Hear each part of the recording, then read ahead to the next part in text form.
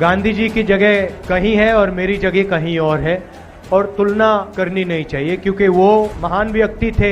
उन्होंने अपनी पूरी जिंदगी देश की आजादी के लिए दी, 10-12 साल जेल काटी, तो उनकी जगह कोई और भर नहीं सकता है, और उनके साथ मेरा नाम भी नहीं लेना चाहिए, पहली बात। दूसरी बात, मैं मेरे कांग्रेस पार्टी के जो मित्र हैं उनसे थोड़ी कड़ी बात कहना चाहता हूं। देखिए, कांग्रेस पार्टी को हर मीटिंग में ये दोहराना नहीं चाहिए। देखिए, महात्मा गांधी जी ने जो किया वो कर दिया, जो इंदिरा गांधी जी ने, जवाहरलाल नेहरू जी ने, राजीव गांधी जी ने, सरदार पटेल जी ने जो किया कर दिया, वो अच्छा है। मगर हमें ये बोलना चाहिए कि हम जनता के लिए क्या करने जा रहे हैं। हिंदुस्तान के 100 सबसे अमीर लोगों के पास उतना ही धन है जितना हिंदुस्तान के 55 करोड़ लोगों के हाथ में है। हिंदुस्तान का आधा धन सिर्फ 100 लोगों के पास है, और इन 100 लोगों के लिए हिंदुस्तान चलाया जाता है।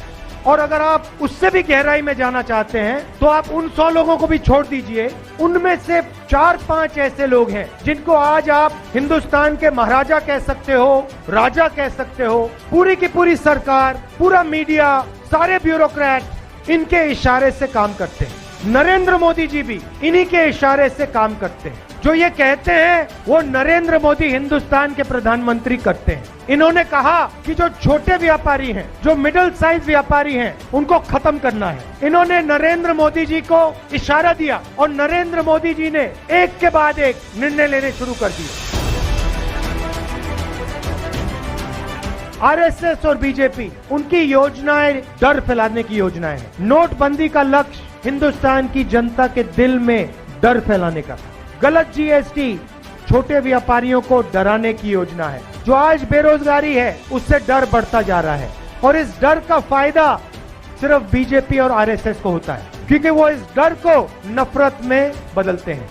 उनका काम भी डर को नफरत में बदलने का है। राजस्थान में, महाराष्ट्र में मैं चला, और जब मैं आपसे मिलता हूं, आप 2 नारे इस्तेमाल करते हो। एक आप कहते हो राम राम सा, सही, और दूसरा आप कहते हो जय सिया राम। अब मैं आरएसएस बीजेपी वालों से पूछना चाहता हूं, आप जय श्री राम बोलते हो, मगर आप जय सिया राम क्यों नहीं बोलते हो? आपने सीता माँ को इस नारे से क्यों निकाला? आपने सीता माँ का अपमान क्यों करते हो? आप हिंदुस्तान की नारी का अपमान क्यों करते हो? और मैं उनसे कहता हूँ, हे राम नारा का प्रयोग कीजिए, जय सिया राम बोलिए, क्योंकि यही हिंदुस्तान का, राजस्थान का इतिहास है, और इस नारे से इस देश को शक्ति मिलती है। तो इन्होंने देखिए क्या चालाकी की। इनके संगठन में आपको एक महिला नहीं मिलेगी, आरएसएस में एक महिला नहीं मिलेगी आपको। ये महिलाओं को दबाते हैं, अपने संगठन में एक महिला को नहीं आने देते। इनके जो प्रचारक होते हैं, एक महिला नहीं मिलेगी आपको। और फिर जो हमारी जो संस्कृति है, जय सिया राम, उसको भी ये बदलने की कोशिश कर रहे हैं, और सीता माँ का अपमान करते हैं। तो जब भी आपके पास आते हैं, इनसे आप कहो, आरएसएस के लोगों से कहो कि ये बंद करें, और सीता माँ का अपमान ना करें, और जय सिया राम बोला करें।